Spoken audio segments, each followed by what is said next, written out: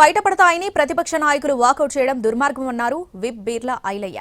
కమిషన్ల కక్కుర్తితో పాలమూరు రంగారెడ్డి ఎండబెట్టారని విమర్శించారు. దమ్ము ధైర్యం ఉంటే అసెంబ్లీలో కృష్ణా జలాలపై పాలమూరు రంగారెడ్డిపై చర్చకు రావాలని డిమాండ్ చేశారు. మేము అభివృద్ధి చేస్తామని చెప్పి ఆ రోజు ఏదైతే జూరాల నుంచి మీరు అక్కడ ఉన్నటువంటి శ్రీశైలం మార్చిలో ఆ రోజే మా కృష్ణా నలాలను నల్గొండ పార్లమెంట్ నల్గొండ రంగారెడ్డికి రావాల్సినటువంటి నీరును ఆంధ్రాకు దోసిపెట్టిరు.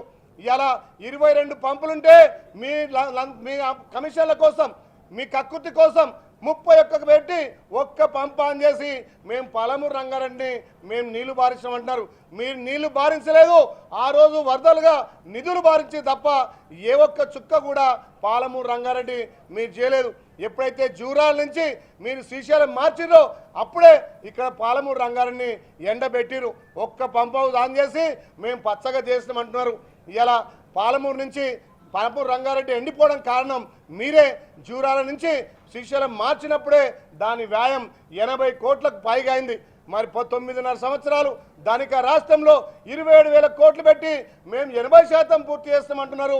మీకు సిగ్గు శరం ఉంటే ఇవాళ జరిగే నల్గొండ పాలమూరు రంగారెడ్డి కృష్ణా జలాల మీద మీరు చర్చలకు రావాలి.